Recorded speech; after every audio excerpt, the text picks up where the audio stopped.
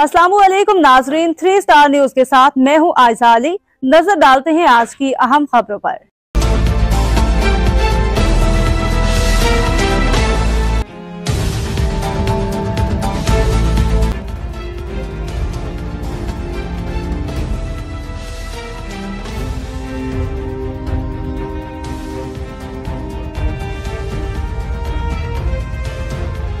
मैं हूँ आपका मेजबान मोहम्मद अयाज। आप देख रहे हैं 3 स्टार न्यूज।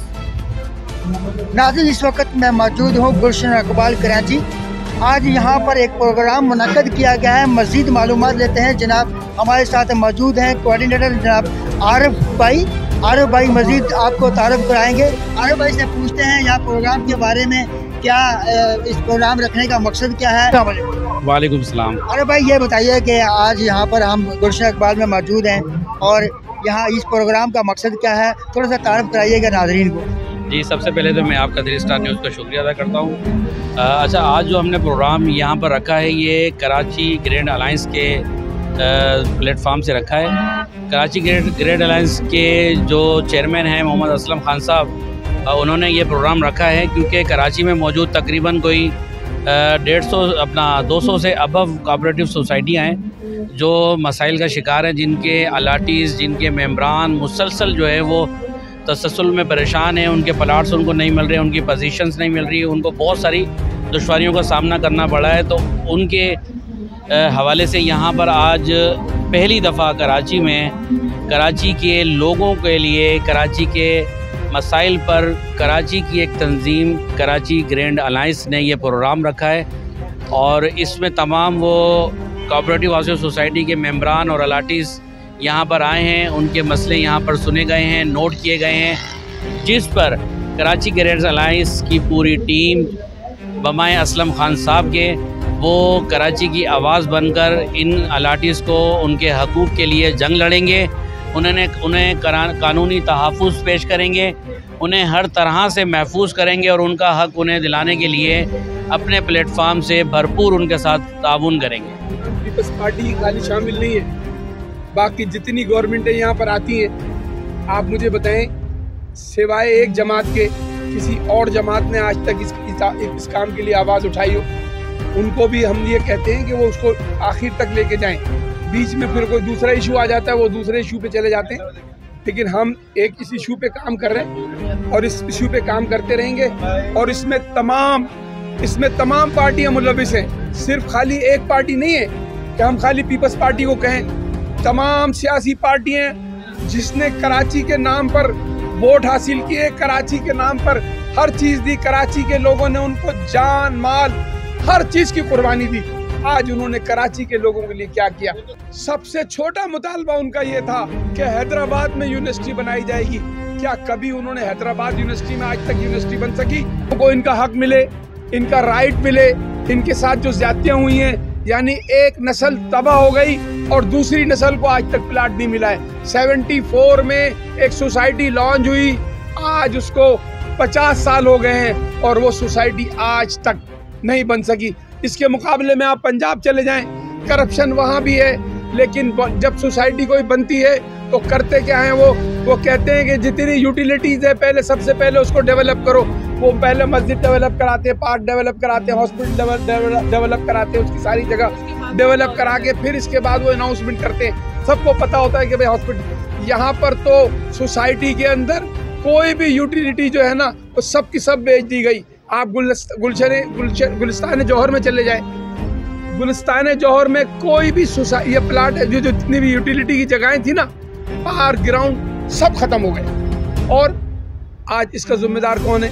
इसके जिम्मेदार हम सब खुद भी हैं, क्योंकि हम इसके लिए आवाज़ बुलंद नहीं करते, हम डरते हैं। चकोवीरा कहता था, और जब मर गया तो उसने जिस वक्त आज़ादी मिली तो वो कब्रिस्तान में खड़ा हुआ और उसने कहा, मर तो ये लोग भी गए जिन्होंने आज़ादी में जद्दोजहद नहीं की थी, मर तो वो लोग भी गए और मर तो वो लोग भी गए। उनकी अजीम मौत है जिन्होंने आज़ादी के लिए कुर्बानी दी और शहीद हुए। आज पाकिस्तान को बनाने के लिए भी कितने लोगों ने कुर्बानी दी है। लाखों लोगों की कुर्बानी के बाद ये मुल्क बना है। और आज इस मुल्क की जो हालत है कि आप देख लीजिए कि आज जनूबी कोरिया कहाँ पर है, जो हमसे पीछे था। जर्मनी जो है वो हमारे से इमदाद ली, जब जर्मनी ने हमने इमदाद दी। और IMF के हम मेंबर थे। IMF के आप लोगों को मालूम नहीं होगा कि IMF के हम मेंबर थे, और आज जो है वो हम सब खत्म हो गया। तो हम सिर्फ ये कह रहे हैं, अब ये सोसाइटी वालों ने अहद कर लिया है ना कि हम एक साथ खड़े हैं। आप यकीन करें या नहीं करें, अगर ये सब मेरा साथ दें, अगर अल्लाह ने मुझे जिंदगी दी तो मैं इंशाअल्लाह ताला इस कश्ती को बेड़ा पार लगा दूंगा। इंशाअल्लाह ताला।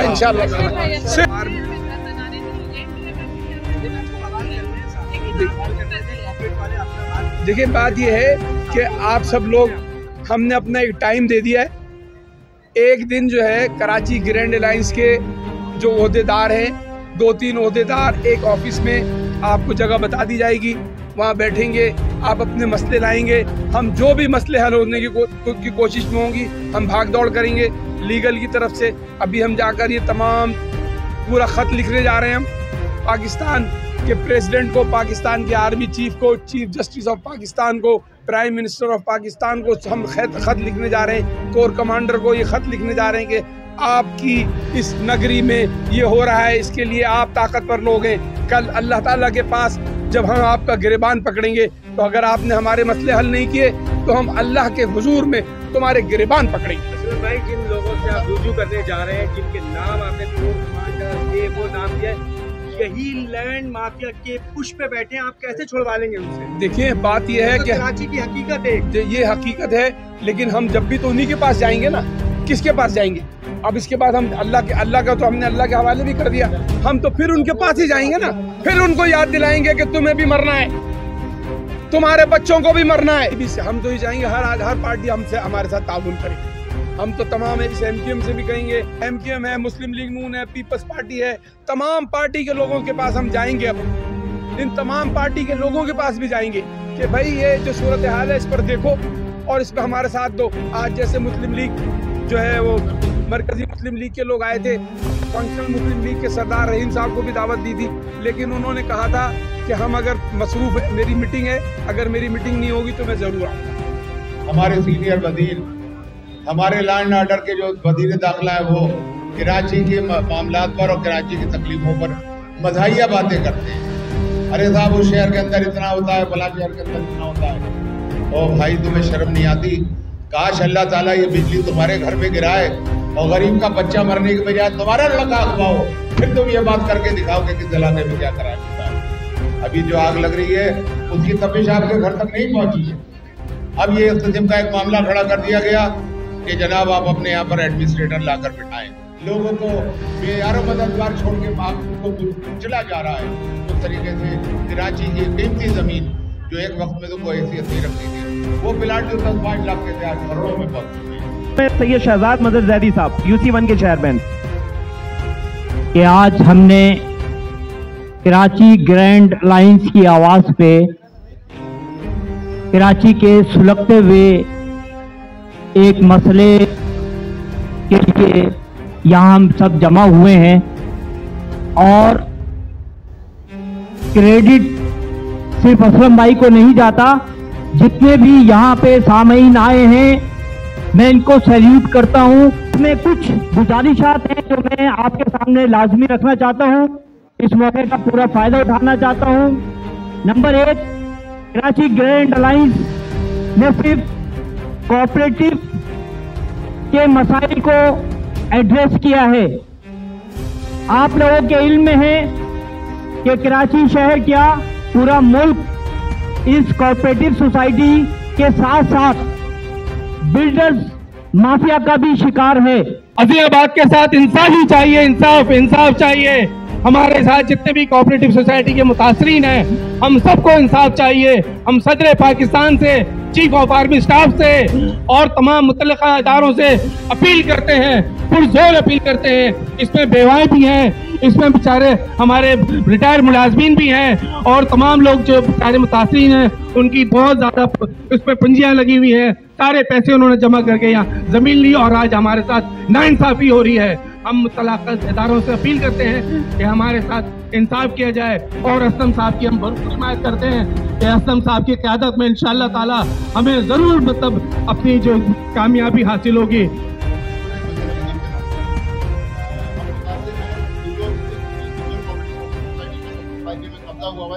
और पिछले 15 साल से मैं ताक़दों में लगा हूँ बहैसियत मीडिया पर्सन भी।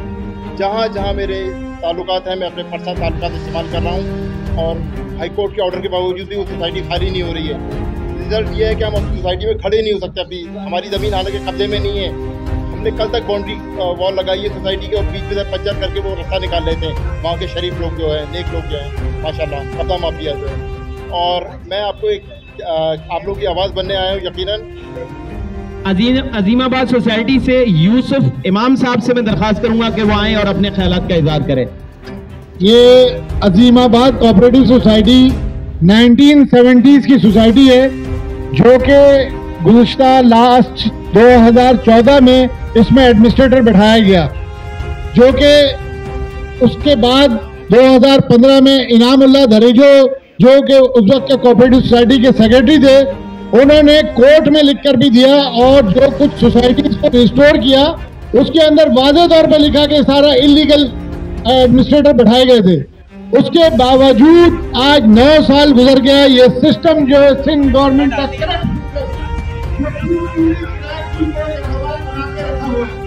सोसाइटी के हवाले से जिसके भी प्लॉट्स हैं कोर्ट नंबर जालसाजी के तहत बैंक गेटों में ट्रांसफर कर दिए जाते हैं, कब्जे कर लिए जाते हैं। इसी तरीके से हमारी सोसाइटी में सैकड़ों प्लाट जो कि लोगों के पास, बेवाओं के पास फाइलें मौजूद हैं, उसके बावजूद वो पुरानी डेटों में ट्रांसफर करके बेचा जा रहा है। ये इसकी कंप्लेंट तमाम इदारों को FIA, anti corruption, DG rangers, NAB हर जगह दी गई। उसके बावजूद इस मुल्क में लगता है कि काला कानून है, कोई इनको लगाम देने वाला नहीं है।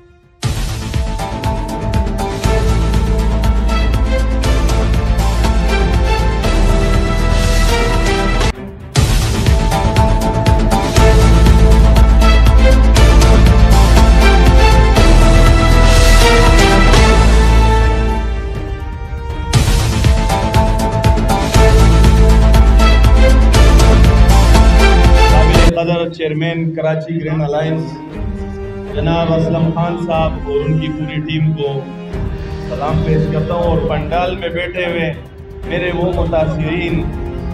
असलम खान साहब, आपने एक ऐसी जगह पे अभी इशू उठाया है जो कि कानून से भी ज्यादा ताकतवर है।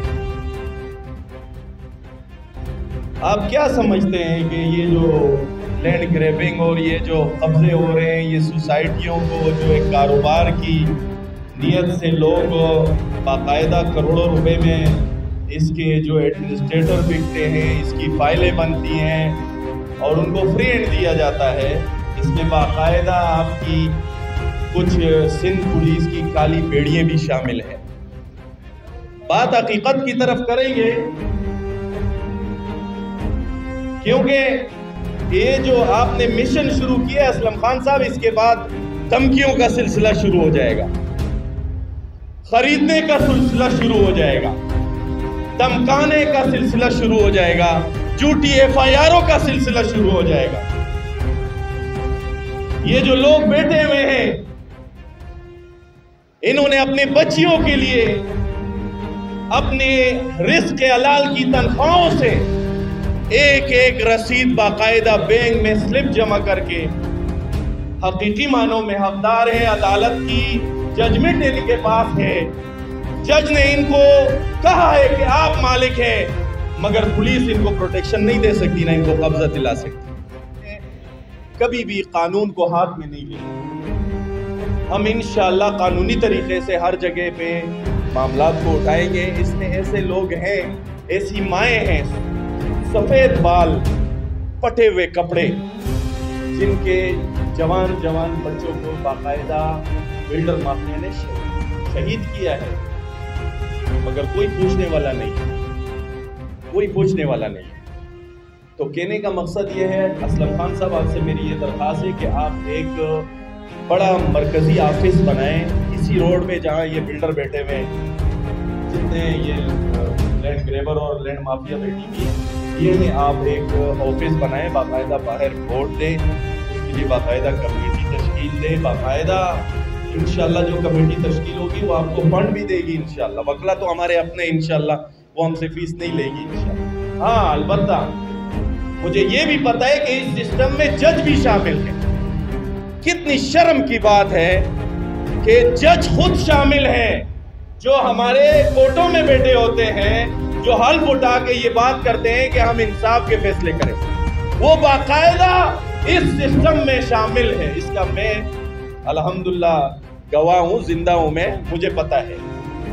तो कहने का मकसद ये, असलम खान साहब आपने स्टैंड तो उठा लिया है, FIR भी कटेंगी, गोलियां भी चलेंगी, खरीदा भी जाएगा, धमकाया भी जाएगा, उठाया भी जाएगा। इंशाल्लाह कराची ग्रीन अलायंस तो खड़ी है, मगर मेरी ये एक रिक्वेस्ट है कि पूरे कराची के इन मुतासिरीन को जमा करो, सबको जमा करो। ओरिजिनल फाइलें हैं, स्लिपें मौजूद है, स्टेट बैंक ऑफ पाकिस्तान से मंजूर शुदा बैंकों में जमा कराया है पैसा, किसी यूनिट या किसी इंचार्ज को नहीं दिया, किसी आम बंदे को नहीं दिया। अगर मेरी कोई बात बुरी लगी हो तो मैं माजरत चाहता हूँ, मगर मैंने जो बातें की हैं, इस एक एक बात की दलील मेरे पास मौजूद है।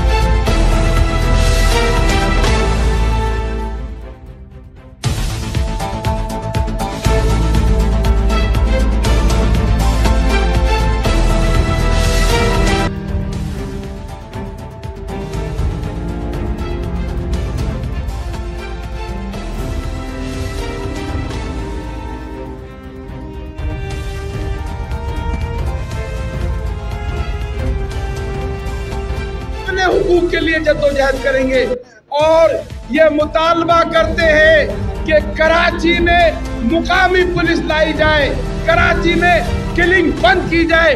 अगर गवर्नमेंट चाहे तो आज ये किलिंग बंद हो सकती है, कराची को एक अलग इंतजामी यूनिट बनाया जाए।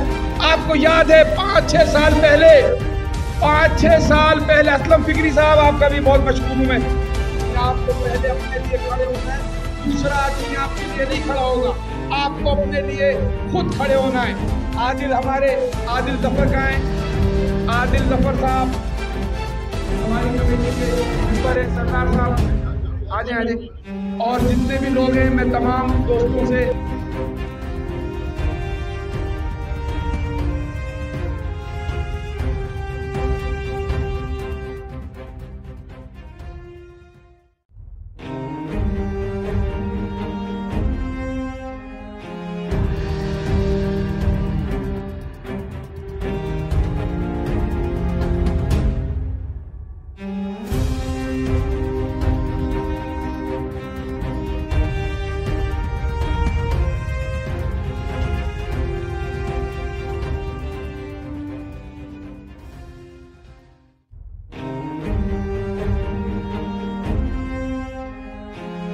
मज़ीद खबरें और अपडेट्स जानने के लिए विजिट करें और सब्सक्राइब करें 3 स्टार न्यूज़ HD।